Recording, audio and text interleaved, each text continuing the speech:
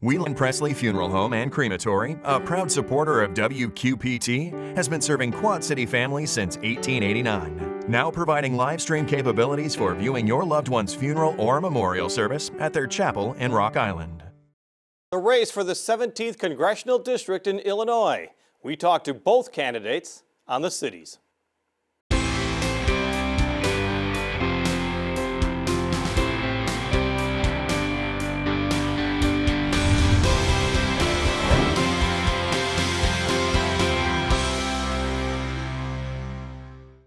For the first time ever, all four candidates for the two Quad City congressional districts are women. Next week, we'll talk with Democrat Rita Hart and Republican Marionette Miller Meeks, who want to represent Eastern Iowa's 2nd congressional district. But first, we want to feature the two candidates running for the Illinois 17th of Western Illinois. That would be Esther Joy King, the Republican, and Democratic incumbent Cheri Bustos. We recorded the interviews separately using social distancing standards at the Moline Black Box Theater. A coin flip determines who goes first, and that is Representative Cheri Bustos. You always have to start with the question, why should the public elect or re-elect you? Why? Well, let me start by saying it's an honor of my lifetime that the people in this congressional district have elected me to represent them in Washington, D.C. And I think that when you look at, if you're a member of Congress, if you're a mayor, if you're a state rep, anybody who's in public service of any sort, I think it gets down to really three things. And that is that you work hard. I mean, I make a good wage, and so I better work hard and make sure that I'm earning that wage. If something is going on, you better fight for the people you represent. And number three, you better get results. And it doesn't matter that in my first 3 terms that I served in the minority, or in this last term, I've been in the majority. We've been able to get results, whether it's getting money from the COVID relief package back here, whether it's just this past congressional session alone getting $100 million for the Rock Island Arsenal, whether it is making sure that I'm fighting for our family farmers who have been hurting desperately, not just because of what's going on with the change in flooding, drought, et cetera, but because of really bad agricultural policy, whether it's through trade or whether it's through the ethanol industry. So that's really the core, making sure that one of our largest employers is we're doing right by it, the Arsenal. Our biggest economic driver is agriculture, so doing right by the family farmer, and small businesses, making sure that through our COVID relief packages that we are helping our small businesses and our families. So I've worked hard to deliver, and I hope that people will see that when they take a look at my track record. One area that there hasn't been much progress in lately, as far as we know, is a second COVID relief program with perhaps another $1,200 check for a number of Americans. Is that something that you support, and should it be coming sooner rather than later? I do support it, and it should have come not only sooner, but it should have come way sooner. It should have come months ago. So let me give you a little of the track record legislatively of what's happened. It was now 5 months ago that we passed what was called the HEROES package. There was money in there, more money for small businesses who are still hurting. There was the $1,200 stimulus check that would go to families, to individuals. There was help for our first responders. There was money in there for tracking and tracing and treating anybody who has anything to do with COVID. There was money for state and local governments, and we should, if we can drill down on that, I'd like to, because we have 150 towns in this congressional district, and almost down to the last one, they are hurting. So that was 5 months ago that we passed that. And if you remember the chain of events, Mitch McConnell said he was going to take a pause. That was his word. I think it's very clear that this pandemic has not taken a pause, not one bit. We are now 215,000 American lives lost, going on 8 million Americans who have contracted COVID-19. And so fast forward, while the Senate side has taken this pause, I go back out to Washington, D.C., we pass another HEROES Act. We call it HEROES 2.0 because we were willing to compromise. We brought down the price tag, which was a request from the administration. I was literally on a call with our leadership when President Trump sent out that tweet just about a week ago now, where he said, stop negotiations. I have no doubt that Secretary Mnuchin was on his way to the Speaker's office to continue those negotiations. So we have had tens of thousands of lives lost in that interim period, from when we passed the first HEROES Act to the second HEROES Act, and still there has been an unwilling partner to get that over the finish line. So my answer to you is yes, we need it. We desperately need it. Families desperately need it. The unemployed Quad Cityans and people all over Illinois and all over this country desperately need it. Our kids need it. Our economy will be able to get back on track when we have this parallel movement on getting past this pandemic. That will not happen without a national strategy. And this is something that we have called out for really since the start of this pandemic. We need a national strategy. Tracing, tracking, treating, making sure that the Defense Production Act is in play so we can make all of this happen.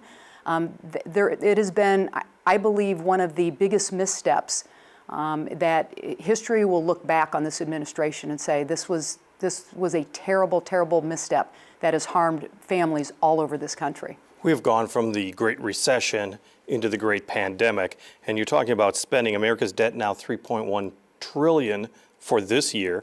National debt just recently broke an astounding $27 trillion, $216,000 per U.S. taxpayer. Can we keep doing this? I mean, I know people will say you got to spend your way out of a recession, or you got to have this support for the American people and for businesses. But for the government as a whole, how can we keep doing this? We can't keep doing this. But when you're in the middle of a worldwide pandemic, when thousands of people, tens of thousands of people are contracting this virus every single day now, we have to first and foremost get past this pandemic.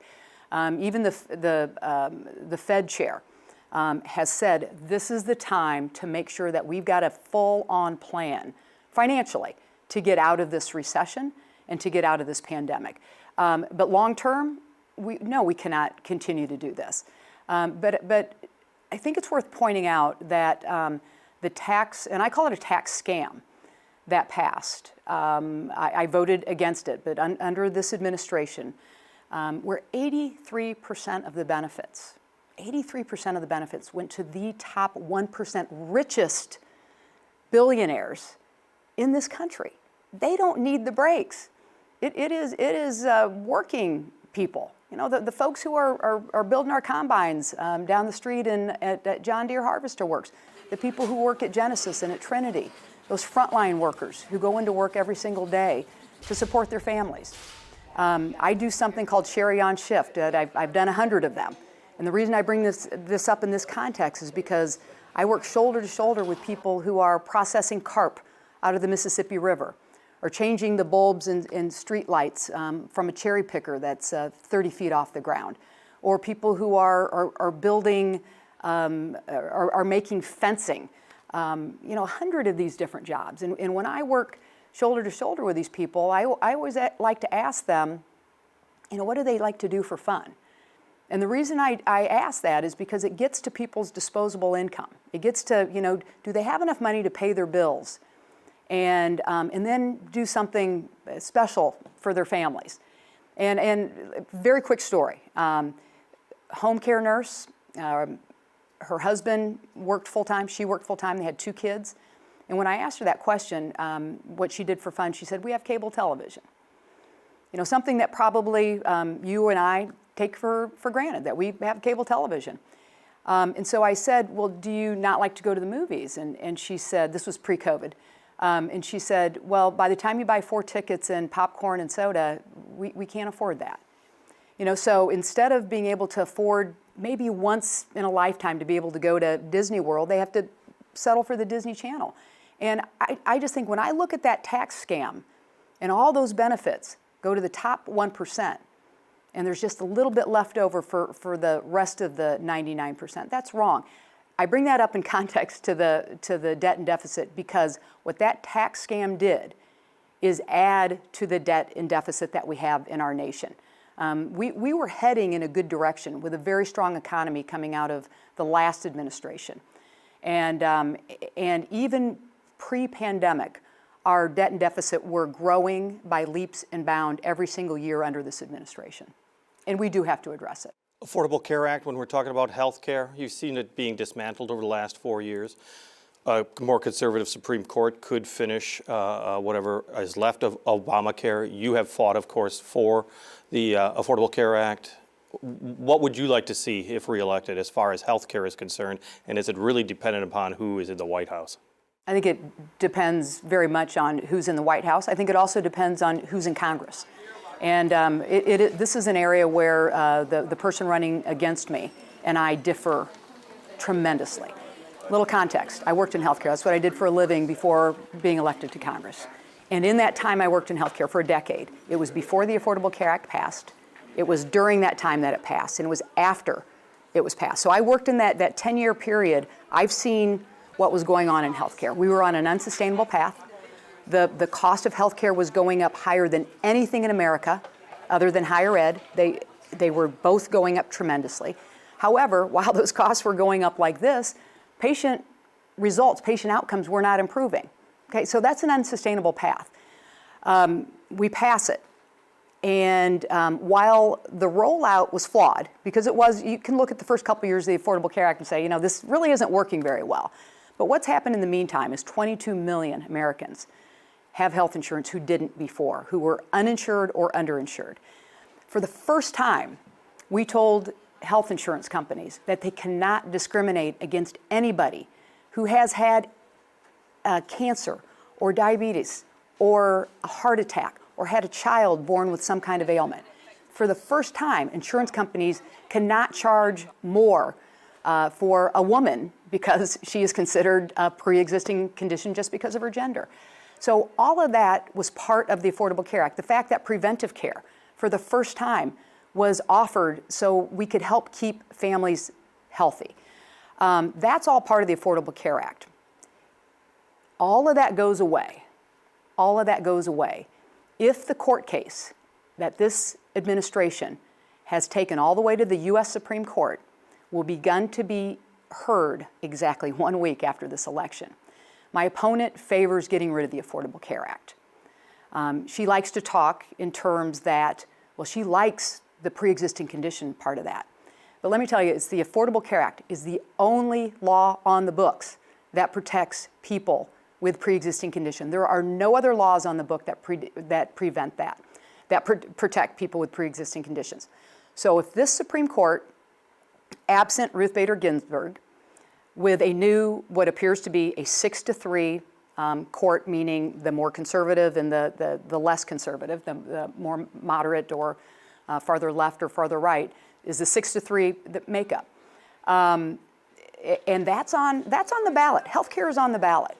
And for the folks in this congressional district, this is what I do. I know healthcare inside and out. I know it from a very personal perspective. It's why I ran for Congress. My biggest motivation was the fact that my brother was on his deathbed when my predecessor was elected. And my brother died within a week of that election.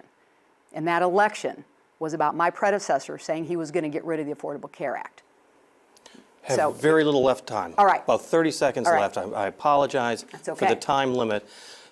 Your critics on the Republican side say you're too much linked with Democratic leadership. Progressives say that you've become an establishment candidate.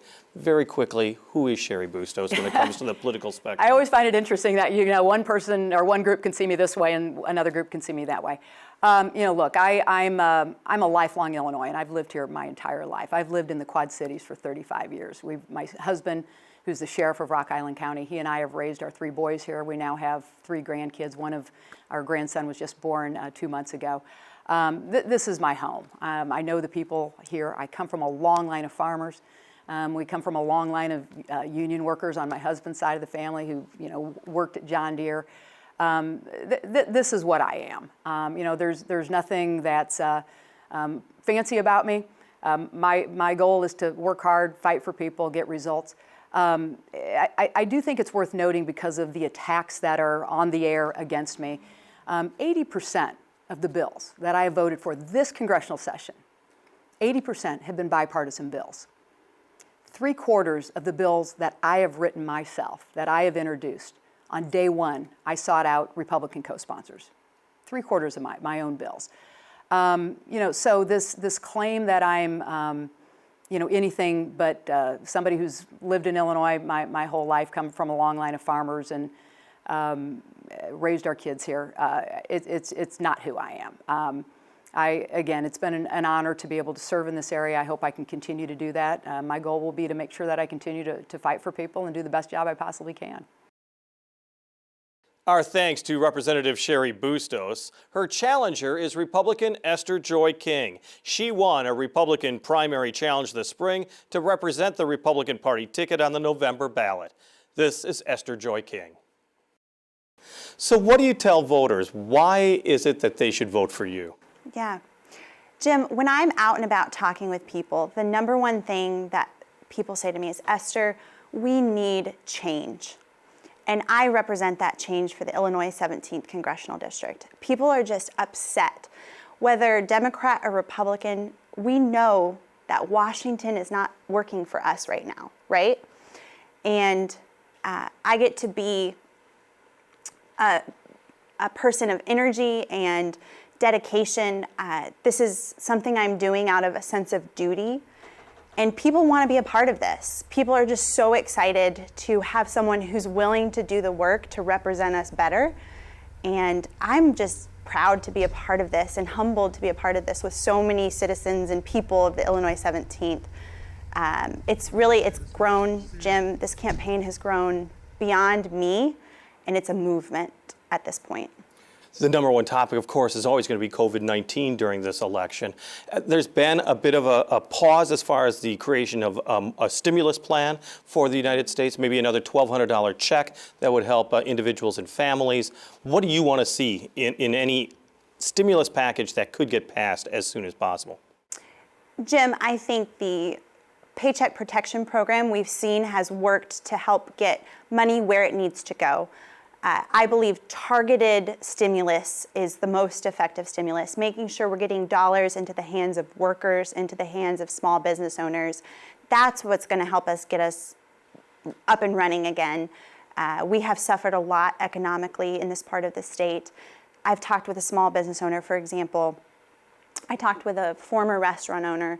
They had just invested their entire life savings into opening a new restaurant in February. And he said, Esther, we're just not going to make it. We can't get through this. So many people are having a hard time right now. And I believe we need a stimulus package that very carefully targets getting dollars into the hands of the people that need help right now.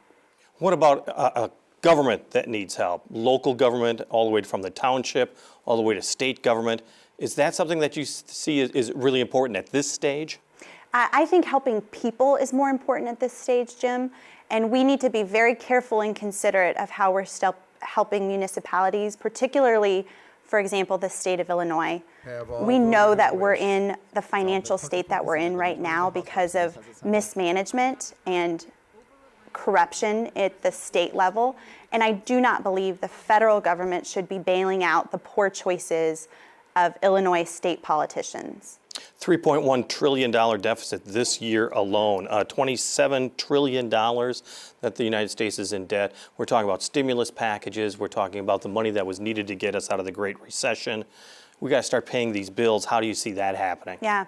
Well, just like we would at a personal level, we don't shift from poor financial choices to financial responsibility overnight.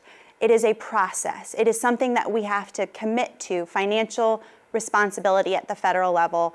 I see it happening over a long period of time, but just again, like we see the rewards of positive personal choices in our lives, if we say, I'm going to eat healthy and we do it day after day after day, that same way at the federal level, if we say we're going to be financially responsible and we commit to it year after year after year, we can turn this ship around. Well, the nonpartisan Responsible Federal Budget Commission predicts trillion-dollar deficits in the years to come. Each year, another $1 trillion at least being added. So it's really no light at the end of the tunnel right now. Well, that's why we need new representation. I am one representative, but I have seen a wave of young people, of conservatives standing up across the United States, and I'm proud to be part of this team that's saying no more. The way things are being done right now is not okay. We need more fiscal responsibility. We need representatives that are actually going to do the job, not just sign a big paycheck and let the government function as it's always functioned. Status quo isn't working. That is something that's very obvious right now. And it is time for change. And I'm just excited and again humbled to be part of bringing that here for the Illinois 17th. As we're talking about COVID-19, there are some agencies that are at the forefront of trying to defeat this virus or to find a vaccine. You talk about the CDC or the FDA, and yet the president has really questioned these scientists and have questioned these agencies' ability to really protect the American public. How do you see the CDC as well as the NIH even, the National Institutes of Health, all of these organizations? Are you going to be confident that they can actually get at COVID-19 and an effective vaccine rather? Yes. Jim, I am actually amazed at what we're seeing, particularly on the vaccine side. The effort that we've seen to bring a vaccine is the fastest that it's ever happened in history. So the fact that in just 9 short months we're already looking at a potential vaccine is evidence of incredible innovation and private market results coming about. And we've seen the government, the federal government, partner with some of these private companies to develop vaccines in a wonderful way that I think is innovation at work. And as far as the CDC specifically, I think we have seen good information and positive efforts to help advise. Like, there's so much confusion, there's a lot of misinformation, there's a lot going on.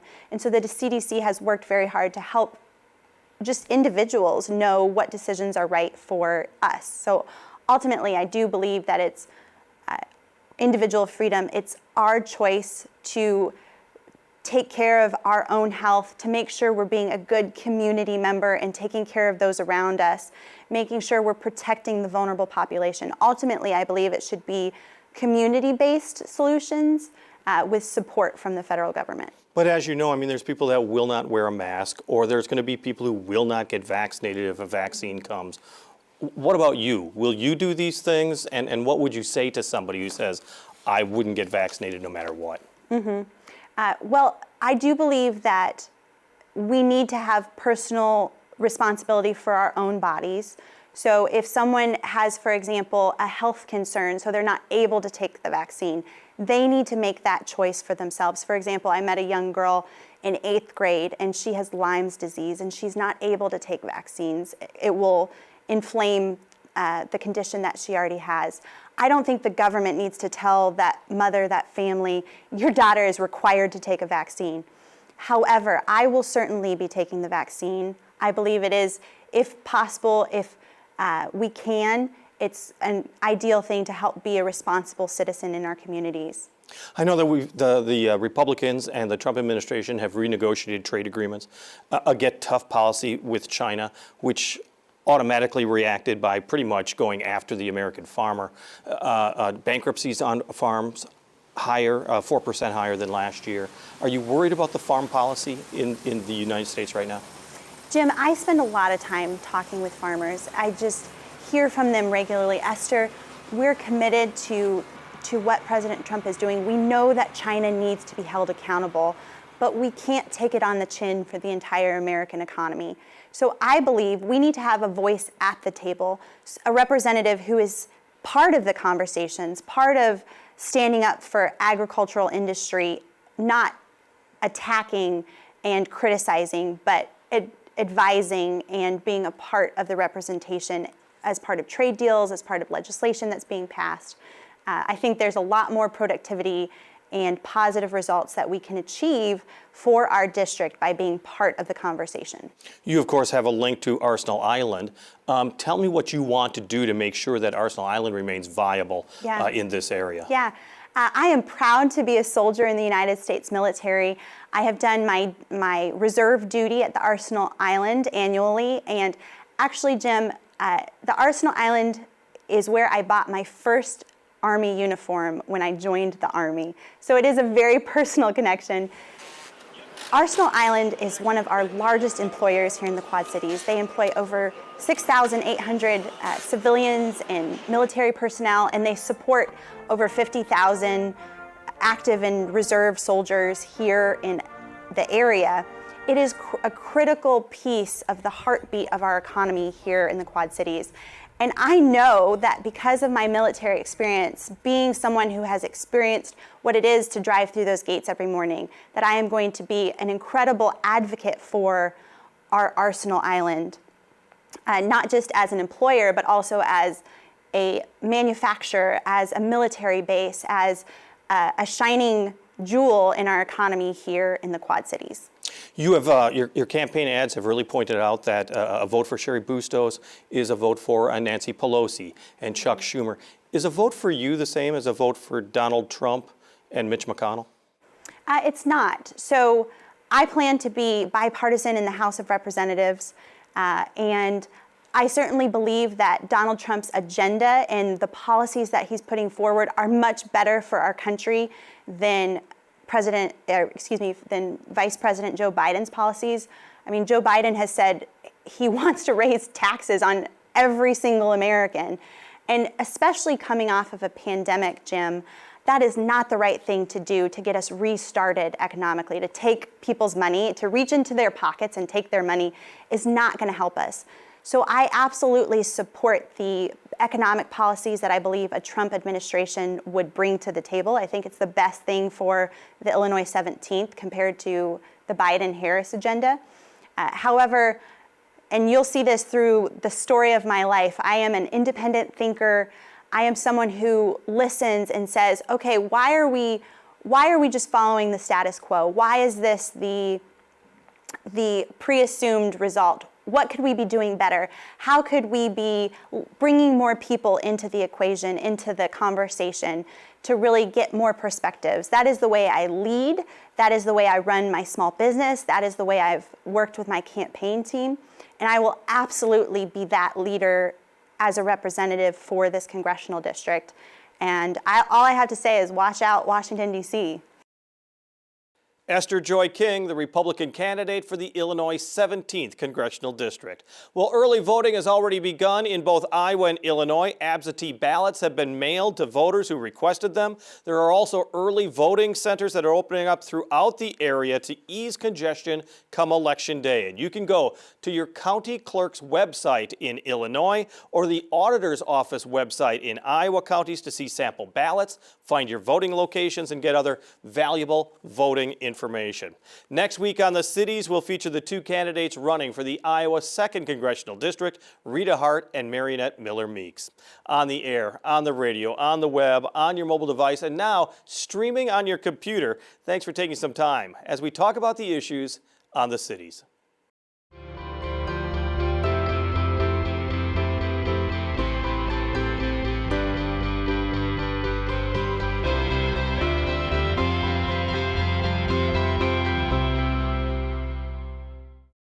Whelan Presley Funeral Home and Crematory, a proud supporter of WQPT, has been serving Quad City families since 1889. Now providing live stream capabilities for viewing your loved one's funeral or memorial service at their chapel in Rock Island.